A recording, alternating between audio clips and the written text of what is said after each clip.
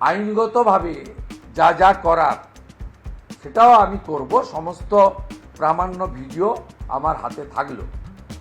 আর 8 মাস পরে মমতা ব্যানার্জি যখন প্রাক্তন মুখ্যমন্ত্রী হবেন, তখন রাজীব কুমার, রাহুল গোস্বামী, মিঠুন দে, রেজাউল কবির এদেরকে, ভাইপো তো জেলে যাবে, ভাইপোর প্রিয় সঙ্গে জেলে যাবে।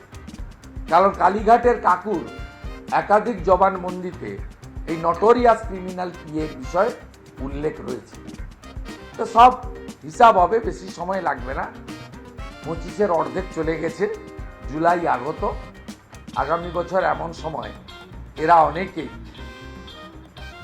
প্রকাশ্যে থাকবে না, এটুকু আমার বিশ্বাস আছে। ভাইপোর একটা তোলাবাজ পিয়া আছে, ওর নাম আমি বলবো না, বিখ্যাত হয়ে যাবে, চিটিংবাজ একটা।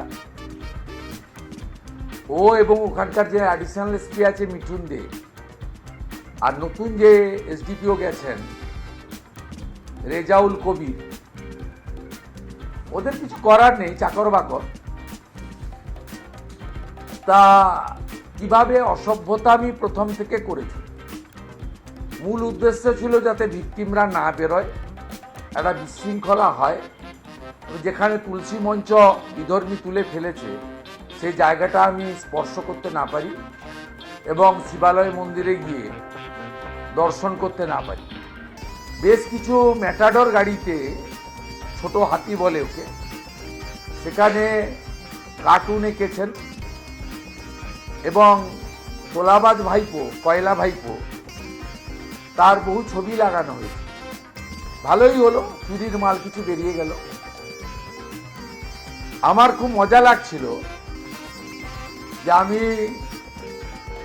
তৃণমূলে থাকার সময় যে বক্তৃতাগুলো করেছি, সেই বক্তৃতাগুলোকে এদেরকে 5 বছর আমি বিজেপি করছি, এখনো বাজাতে হচ্ছে। শয়নে স্বপনে সবসময় বিরোধী দলনেতার কথা ওদের ভাবতে হচ্ছে, বলতে হচ্ছে, বক্তৃতাগুলো শোনাতে হচ্ছে। আমি খুব এনজয় করছিলাম। যদিও ভাইপো তখন জন্মেছে কিনা জানি না, বা নাবালক ছিল হয়তো। 98 সালে যখন ওর পিসি ফাউ ফাউ করে রাস্তায় ঘুরছিল, তখন ভারতরত্ন অটল বিহারী বাজপেয়ী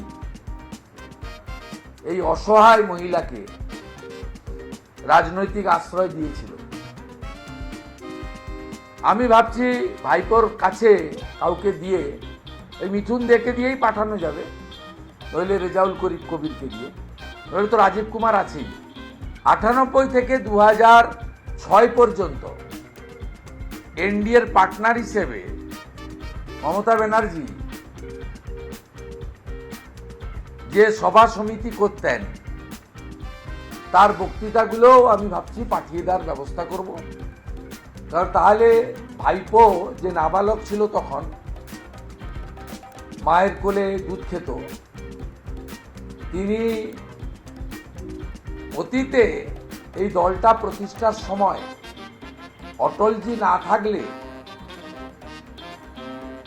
এদের যে ঝাঁপ 98-তে বন্ধ হয়ে যেত, এই অতীতটা ওনার জানা দরকার আছে। এবং আমি 2004 সালে তমলুক লোকসভা কেন্দ্রে এনডিএর প্রার্থী হিসেবে একদিকে বিজেপি, একদিকে তৃণমূলের পতাকা নিয়ে লড়েছি। এই অতীত ইতিহাসটা এই তোলাবাজ ভাইপো বা তার কর্মচারীরা জানে না। স্বাভাবিকভাবে এত বাধা দান, বিশৃঙ্খলা, 1002 পুলিশ দিয়েছে শুধু হিন্দুদের আটকানোর জন্য, যাতে আমার সঙ্গে কথা না বলে সব দোকান বন্ধ করেছে।